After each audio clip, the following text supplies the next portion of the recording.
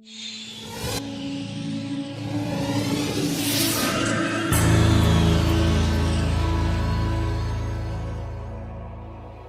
वो आखिरी पीढ़ी हैं जिसने पोस्ट ऑफिस का इस्तेमाल किया और उसे अलविदा भी कहा। हम वो आखिरी पीढ़ी हैं जिसने ट्रंक कॉल बुक करा के बात की और आज दिन में दसियों बार फेस टाइम करते हैं। हम ही वो पीढ़ी हैं जिसने अपनी इंटेलिजेंस से आर्टिफिशियल इंटेलिजेंस बना डाला। इसलिए ये हमारी जिम्मेदारी है कि आने वाली पीढ़ी को बताएं how to stay intelligent in the world of artificial intelligence. इस वक्त चाहती हूँ कि आप एक नाम सोचें, एक नाम जिसे आप जानते हैं, आपके लिए बहुत खास है, and you look up to that person. सोच लिया? आप में से कितने लोग हैं जिन्होंने वो नाम इसलिए सोचा क्योंकि उसके पास घर है, गाड़ी है, बंगला है, सोशल मीडिया फॉलोइंग है? आई एम श्योर किसी ने भी वो नाम इन कारणों से नहीं सोचा होगा। तो अगर घर, गाड़ी, बंगला, सोशल मीडिया फॉलोइंग कुछ नहीं, तो वो क्या है जो आपको अच्छा लगा और आपके साथ रह गया? आप सब ने अलग अलग नाम सोचे होंगे, लेकिन उन सब में एक चीज़ कॉमन है। वो शख्स आपको कैसा महसूस करवाता है। Emotions, feelings. हम माने या ना माने, आने वाली पूरी दुनिया और आज की दुनिया भी इमोशंस पर राज कर रही है। इमोशनल इंटेलिजेंस आने वाले समय में सॉफ्ट स्किल नहीं होगा, बल्कि सर्वाइवल स्किल बनेगा। तो मैं आपको छोटी छोटी कहानियाँ सुनाऊंगी जिनमें वो बातें हैं जो किसी किताब में नहीं लिखी। मॉरल ऑफ द स्टोरी, कोई मॉरल नहीं, आप उन कहानियों से मॉरल खुद ढूंढिएगा। सन 2009 में जब टाटा नैनो लॉन्च हुई तो रतन टाटा इस पूरी दुनिया को सबसे सस्ती कार देना चाहते थे, most affordable car of the world. The idea was visionary, providing mobility to millions of people. लेकिन नैनो कमर्शियली फेल हो गई। As a leader Ratan Tata चाहते तो मार्केटिंग, टाइमिंग, एडवर्टाइजिंग किसी को भी दोष दे सकते थे, लेकिन उन्होंने जो कहा वो उन्हें दूसरों से अलग बनाता है। उन्होंने कहा कि हम सबसे सस्ती कार उनके लिए बना रहे थे जो दुनिया में सबसे सस्ता सामान नहीं खरीदना चाहते, क्योंकि pride not price drives aspiration. हमारा अप्रोच गलत था। जब आप अपनी असफलता का ठीकरा किसी के भी सर फोड़ सकते हैं, ऐसे में अपने लिए गए निर्णय पर सवाल उठाना सेल्फ अवेयरनेस का बहुत बड़ा उदाहरण है। अगर आप खुद को जानते हैं, अपने लिए फैसले पर रुक कर एनालाइज और रीवर्क कर सकते हैं। The ability to pause, reflect and realign.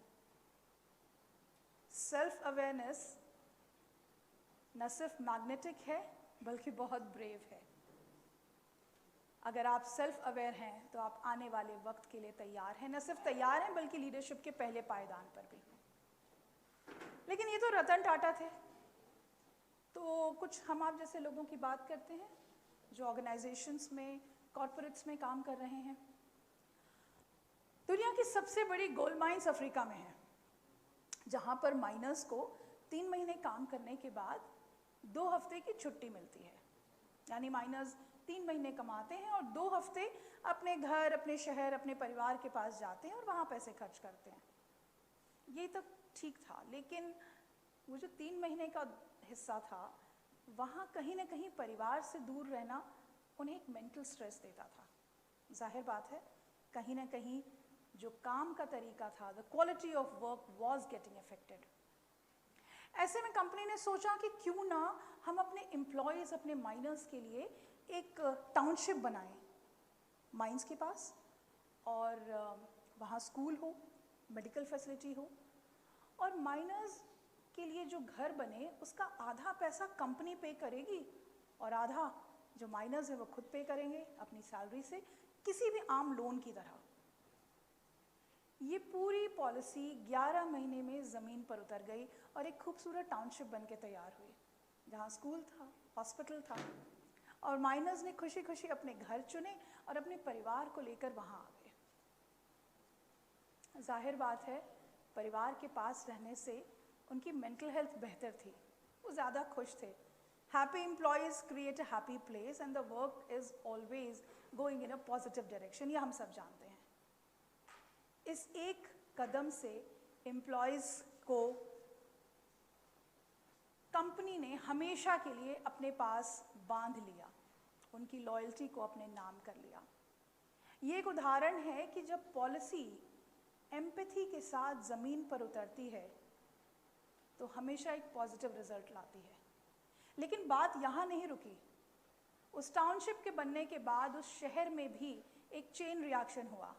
आसपास नए होटल बने, दुकानें बनी, सब्जी वाले, दुकान वाले, सबकी इकोनॉमी बेहतर होने लगी। एम्पैथी की पॉलिसी एक चेन रिएक्शन लाती है। कोई भी डिज़ाइन, कोई भी टेक्नोलॉजी, कोई भी पॉलिसी अगर एम्पैथी के साथ ज़मीन पर उतारी जाएगी तो वो एफिशिएंट नहीं रहेगी, ह्यूमन हो जाएगी। And we all need humanity. अब ये तो हुई उन लोगों की बातें जिन्होंने एक स्तर पे पढ़ाई की है। हमें देख के लगेगा कि शायद बड़ी बड़ी डिग्रीज़ हैं, बड़े लेवल पे काम करना है, तब ये सब किया जा सकता है। लेकिन ये आखिरी कहानी भारत के एक छोटे से गांव की। उत्तर प्रदेश में एक ज़िला है मैनपुरी, और मैनपुरी में एक गांव है भावत। भावत में हर साल कभी स्पेन, कभी जापान, कभी जर्मनी से लोग आते हैं। आप सोचेंगे कि विदेशी टूरिस्ट अगर किसी गांव में आते हैं तो यकीनन वहाँ पर कुछ बहुत ख़ास है, कोई मॉन्यूमेंट है, कोई हिस्टोरिकल जगह है। क्या हो अगर मैं बताऊं कि ऐसा कुछ नहीं है, बिल्कुल आम सा गांव है। हाँ, वहाँ सिंघाड़े की खेती होती है। सिंघाड़ा, वाटर चेस्टनट, और कुछ घर हैं जो होम स्टे हैं, यानी हम आप वहाँ जाकर रुक सकते हैं और गांव को एक्सपीरियंस कर सकते हैं। गांव को एक्सपीरियंस करना यानी चूल्हे की रोटी, चक्की का पीसा आटा, खुद से सब्जियां तोड़ना, दूध दुहना, छाछ बनाना, मिट्टी के बर्तन बनाना, यही सब एक्सपीरियंस करने के लिए विदेशी भावत तक आते हैं। और इसे मुमकिन किया वहाँ के एक नौजवान ने। जब उसे ये ख्याल आया कि बाहर से आए हुए लोग भारत देखना चाहते हैं, भारत के गाँव को समझना चाहते हैं, भारत की आत्मा को समझना चाहते हैं। दिल्ली, आगरा में जो टूरिस्ट गाइड हैं वो आने वाले टूरिस्ट को भावत के बारे में बताते हैं। वो वहाँ जब पहुँचते हैं तो एक छोटी सी दुनिया उनका इंतज़ार कर रही होती है। होम स्टे जिनकी कम्युनिटी इस नौजवान ने बनाई, अपने आसपास चाची, मामी, काकी, यही होते हैं ना परिवार के लोग, उनके घरों को होम स्टे में कन्वर्ट किया। हर एक घर में एक स्पेशल एक्टिविटी। टूरिस्ट किसी घर में चक्की पीस सकते हैं, कहीं दूध दुह सकते हैं, कहीं छाछ बना सकते हैं, कहीं पॉटरी पे मिट्टी के बर्तन बना सकते हैं।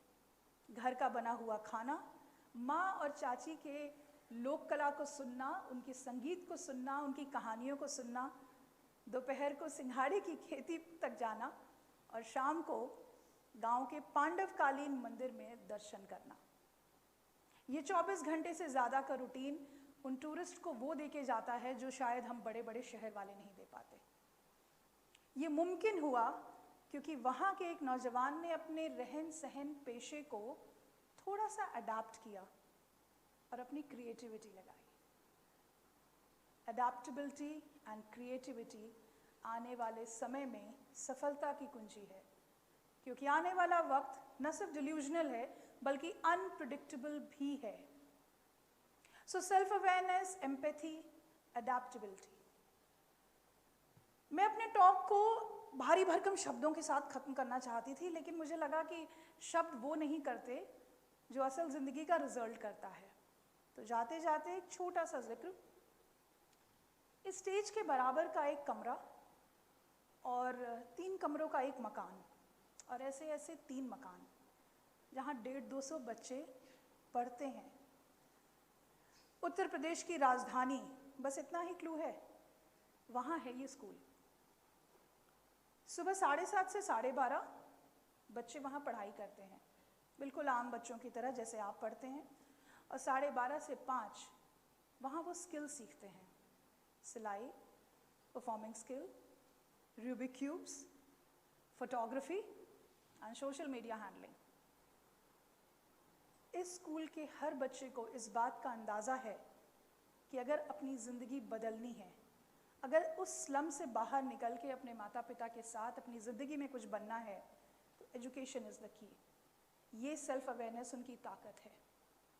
ये स्कूल एम्पैथी के बेस पे बना क्योंकि वहाँ का जो प्रिंसिपल है बहुत स्ट्रिक्ट है और वो जानता है कि इन बच्चों का रास्ता सिर्फ पढ़ाई से निकलेगा। और टीचर्स तो 12:30 बजे तक चले जाते हैं। उसके बाद की स्किल डेवलपमेंट की सारी क्लासेस रिकॉर्डेड होती हैं, जिन्हें 10th 11th और बच्चे 12th स्टैंडर्ड के volunteers, team coordinators and team leaders बन के स्कूल रन करते हैं। यानी स्कूल के सिस्टम को अडेप्टेबिलिटी के साथ, क्रिएटिविटी के साथ में मोल्ड किया गया। एक स्कूल जो 200 बच्चों की ज़िंदगी को बदलने का काम कर रहा है, because care, create and connect, ये उनका पैमाना है। अगर आप अपनी ज़िंदगी में आगे आने वाले वक्त में सेल आउट करना चाहते हैं इस डिल्यूजनल सी दुनिया में, so care, create and connect, that will be your key. Self awareness, empathy and creativity. शुक्रिया।